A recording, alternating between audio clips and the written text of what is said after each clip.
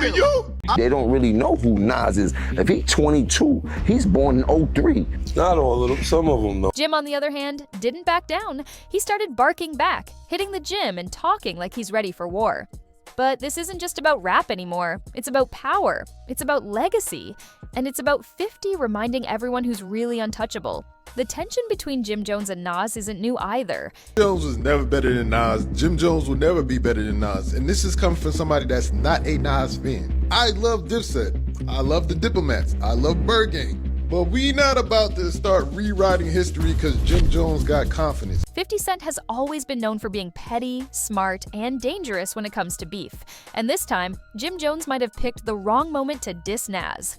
It all started when Jim went on Shannon Sharpe's podcast and claimed that he was more influential than Nas.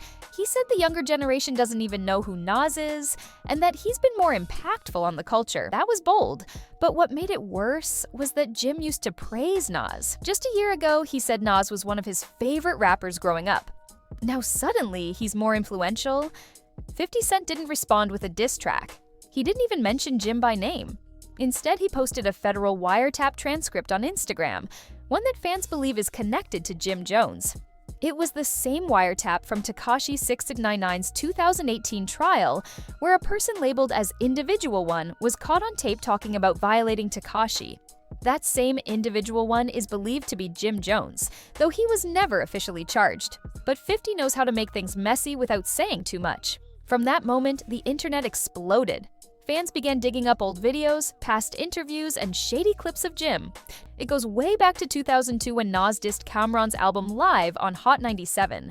That started a Dipset versus Nas beef, and Jim jumped in fast. He even said he wanted to smack the kufi off Nas. For years, they exchanged subtle shots on mixtapes, but it never blew up into a full-blown beef. That is, until now. Things really got wild when Jim showed up on Shannon Sharpe's Nightcap podcast. Shannon grilled him, asking if he was high when he said he was better than Nas. He laughed it off at first, but then doubled down. He said he's way more influential than Nas and didn't care what anyone thought. He tried to justify his statement by saying Nas came out when he was in high school and that he's more in touch with the streets today. But fans weren't buying it. Shannon didn't hold back either. He clowned Jim's clothes and questioned his lyrical ability. Jim got defensive and challenged Shannon to a workout battle, completely avoiding the topic of Nas. But 50 was still watching everything unfold and made sure people remembered Jim's past. By calling him Individual One, 50 reminded the world of the wiretap that could still be used against Jim if things got serious. Meanwhile, Nas has stayed completely silent. No diss track, no interviews, no social media posts. He's letting the internet and the fans defend his legacy. I never got to see Nas. I never got to sit down and have a conversation with Nas and things like that. I had called you about it and things like that. That was like still one of the people that I never got to have a conversation throughout my history of rap and things like that. I think I would love to have a conversation with Nas. I wouldn't know if he knows it, but Nas was one of my all-time favorite rappers coming up and things like that. I've heard you say that. Since the barbecue and things like that. Like he really put the whole dope boy rap, crack hustler, get fresh rap into perspective before anybody else. And they've been doing exactly that. Fans flooded the comments saying Jim is delusional and calling out Fat Joe and Jadakiss for not defending Nas earlier when Jim first made the claims on their podcast. To make things even more embarrassing for Jim, people started pulling out the stats. Nas has dropped multiple albums since 2018, won a Grammy, and still sells out shows. Jim's been releasing music too, but barely anyone's listening. And Fat Joe decided to stir the pot. I recently saw a clip on Instagram where a young kid was comparing you to Nas and saying that you got that's my young boy big hits. He's wild. Yo, he looked to you. He learned how to wear the BB Simon belt from you.